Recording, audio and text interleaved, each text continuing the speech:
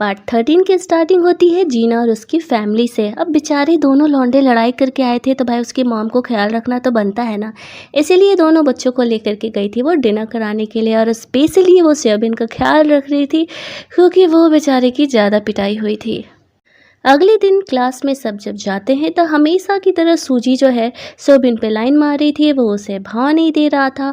और सूजी को ये लगने लगा था कि सोबिन जो है कहीं ना कहीं ये जीना की वजह से करता है, तो वो जीना से और ज़्यादा ही गुस्साने लगती है। तभी हम लोग देखते हैं कि सारे बच्चे नोटिस बोर्ड पर एक ऐसे कंपटीशन का लगा हुआ था नोटिस, उसे पढ़ करके खुश हो रहे थे क्योंकि सबको उसमें पार्टिसिपेट करना था और सब एक्साइटेड हो रहे थे कि वो लोग किस किस टॉपिक पर ऐसे लिखेंगे।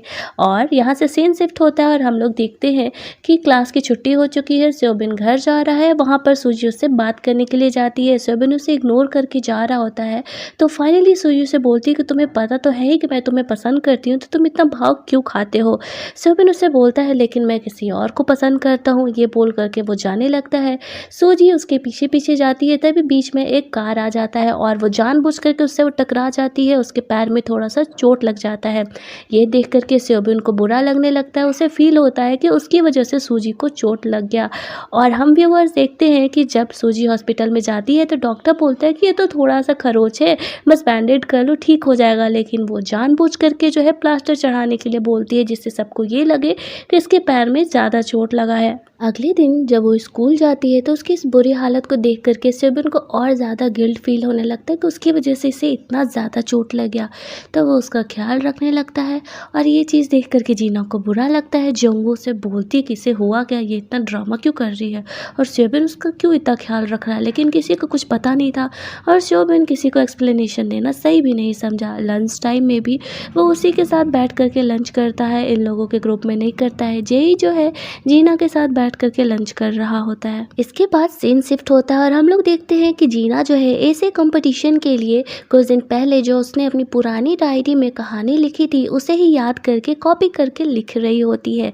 थोड़ी देर बाद जब वो वॉशरूम से वापस लौट करके आती है तो देखती है कि उसने अब तक जितना भी वो कहानी लिखा था वो गायब हो चुका है। और हम व्यूअर्स देखते हैं कि एक्चुअल में उसके जो ये प्रोजेक्ट है उसको किसी और ने नहीं, सूजी ने कॉपी करके उसे डिलीट कर दिया था।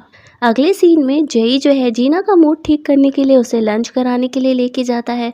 दोनों जो है जिस रेस्टोरेंट में जाते हैं वहाँ पर सोबिन और सूजी भी बैठ करके लंच कर रहे होते हैं। दोनों को लंच करता हुआ देख इधर जीना को बुरा लग रहा था और उधर जीना को जेई के साथ देख करके सोबिन को बुरा लग रहा था, पर दोनों बोलते ही क्या।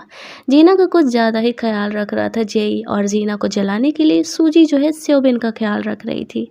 अगले सीन में जो क्लास के टीचर्स होते हैं वो सारे बच्चों का ऐसे पढ़ रहे थे, तभी वो लोग नोटिस करते हैं कि दो बच्चों का ऐसे बिल्कुल सेम है, एक सूजी का और एक जीना का। अब दोनों को लगता है कि इन दोनों ने एक दूसरे का ऐसे जो है कॉपी किया है। बात प्रिंसिपल तक जाती है और हमेशा की तरह जैसा कि हमें पता है कि प्रिंसिपल क्या है, चमचा है। और सूजी की मॉम जो है हमेशा उस प्रिंसिपल को कुछ ना कुछ घूस देते ही रहती है, तो इट्स ऑब्वियस कि वो सूजी को ही सपोर्ट करेगा। और टाइम वाइज भी मिलाया जाए तो सूजी ने अपना ऐसे जो है पहले सबमिट किया था और जीना ने बाद में, तो वो जीना को ही बोलता है कि तुमने इसका चीटिंग किया है, कॉपी किया है।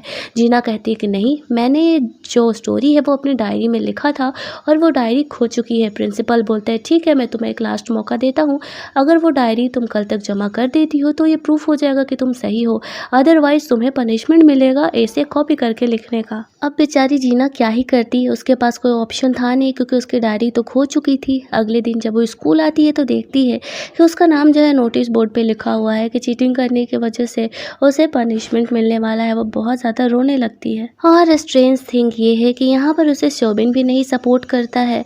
सूजी जो होती है वहाँ पर उसे गिरा करके चली जाती है। जीना रोते रोते रिवेंज नोट में जो है सूजी का नाम डाल देती है। और जब सूजी को रिवेंज नोट का नोटिफिकेशन जाता है तो उसे याद आता है ये तो बिल्कुल पिछली बार की तरह हो रहा था, जैसा कि पिछली बार उसे नोटिस आया था, इस तरीके का मैसेज आया था और वो परेशान हो गई थी। अगले सीन में हम लोग देखते हैं कि जेई को पता चलता है कि जीना के साथ क्या क्या हुआ और हम व्यूअर्स देखते हैं कि रात में कोई जो है जा कर के टीचर रूम में जीना का डायरी वहाँ पे सबमिट कर रहा है और वो कोई और नहीं, एक्चुअल में जेई ही होता है। उसने उस डायरी पे नोट लिखा था कि मैं ये डायरी सबमिट कर रहा हूँ और जिसने भी गलती की है उसे पनिश करने के लिए। अगले दिन जब होमरूम टीचर आती है अपने ऑफिस में तो देखती है कि वहाँ पे जीना का डायरी रखा हुआ है। वो नोट पढ़ती है और उस डायरी में वो स्टोरी भी पढ़ती है, जिसे देख करके वो समझ जाती है कि आखिर में मामला है क्या। और इधर हम लोग देखते हैं कि किसी ने स्कूल के साइट पे वो लैब रूम का वीडियो भी अपलोड कर दिया, जिसमें साफ साफ दिख रहा है कि जीना के जाने के बाद सूजी आती है, उसका प्रोजेक्ट कॉपी करती है और डिलीट करके चली जाती है। तो यहाँ पर तो सूजी का भांडा जो है पूरी तरीके से फूट चुका था। अब उसके पास कोई ऑप्शन भी नहीं था झूठ बोलने का, सारे टीचर्स भी ये सब देख लेते हैं। और इधर हम लोग देखते हैं कि जो सूजी की मॉम होती है हमेशा की तरह प्रिंसिपल के साथ बैठ करके चुगली कर रही होती है और उसे घूस वूस दे रही होती है और बोल रही होती है कि इस बार जीना को अच्छे से पनिश करने के लिए, वो हमेशा ही मेरी बेटी को परेशान करती रहती है। दोनों इधर मीटिंग कर रहे थे और इधर जो है स्कूल में है फायर अलार्म बज जाता है कि आग लग गया है। सारे बच्चे क्लासरूम से तेज़ी से भागने लगते हैं। जीना गलती से गिर जाती है और भगदड़ के बीच में उसे चोट भी लगने लगता है। तो भाई अब हमारा हीरो शोभिन है अपनी हीरोइन को तो बचाएगा ही, तो वो आ करके उसे अपने हाथ से ऐसे कवर कर लेता है। बेचारे को थोड़ा बहुत चोट भी लगता है। जब सारे बच्चे बाहर निकल जाते हैं तो फिर वो उसे लेकर के बाहर जाता है और यहाँ पर सूजी मैडम का भांडा फूट चुका था, क्योंकि उसने तो पैर में चोट लगने की एक्टिंग की थी और फायर अलार्म सुन करके वो इतना अच्छे से दौड़ने कैसे लगी। काफ़ी एम्बैरेसिंग था उसके लिए, लेकिन वो भी कम ढीठ नहीं थी। इसके बाद भी एक्टिंग करने लगी और मेरा पैर अभी भी दुख रहा है, लेकिन सारे बच्चे तो जान ही जाते कि वो एक्टिंग कर रही है, सब उसका मजाक उड़ाने लगते हैं। बड़ी ही बेशरम थी सूजी मैडम, लेकिन उसका बैड लक अभी भी यहाँ पर ख़त्म नहीं होता है। अब तो मेन कांड होना बाकी था। अब जो टीचर होते हैं उसे बुला करके प्रूफ देते हैं कि देखो तुम्हारी चोरी का प्रूफ पकड़ा गया है। वो लोग उसे वीडियो भी दिखाते हैं। अब वो क्या बोलती है कि ये डायरी भी फेक है, जो कि जीना की है, ये बाद में लिखा गया है। और क्या बोलती है कि वीडियो भी फैब्रिकेटेड है, किसी ने जानबूझ करके ये मुझे बदनाम करने के लिए किया है। लेकिन सारे टीचर को तो पता ही था कि ये मैडम झूठ बोल रही है और इस बार तो ये बचने वाली नहीं थी, बहुत बुरी फंसी थी।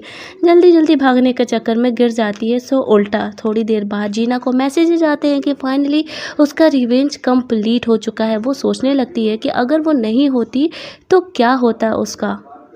होमरूम टीचर भी बुला करके जीना को उसकी डायरी देती है और बोलती है कि पता नहीं किसने कल रात में आकर के तुम्हारी डायरी यहाँ पर रख दी है।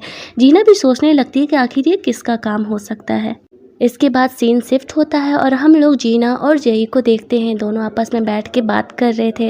एक्चुअल में जीना जेई को उसका गिफ्ट रिटर्न कर दिया और वो उसे पोलाइटली बोलती है कि आई एम सॉरी जेई, मैं तुम्हें बस एज ए फ्रेंड पसंद करती हूँ, उससे ज़्यादा मेरे मन में तुम्हारे लिए कोई फीलिंग नहीं है और मैं चाहती हूँ कि तुम मेरे एज ए फ्रेंड हमेशा रहो, क्योंकि तुम काफ़ी अच्छे पर्सन हो। अब जेई काफ़ी समझदार इंसान की तरह बिहेव करता है और वो उसके डिसीजन को अच्छे से मानता है और बोलता है कोई बात नहीं, मैं समझ सकता हूँ कि तुम मुझे पसंद नहीं करती हो। फिर वहाँ से चली जाती है जीना, लेकिन बेचारा जेई अपना टूटा हुआ दिल लेकर के क्या करता। वो यही सोचता है कि वो इतनी आसानी से गिव अप करने नहीं वाला है। जब तक जीना का कोई बॉयफ्रेंड नहीं बन जाता तब तक वो उस पर लाइन मारते ही रहेगा। ये वाला पार्ट हमारा यहीं पर कंप्लीट होता है। जानेंगे आगे क्या होगा हम लोग इसके नेक्स्ट पार्ट में।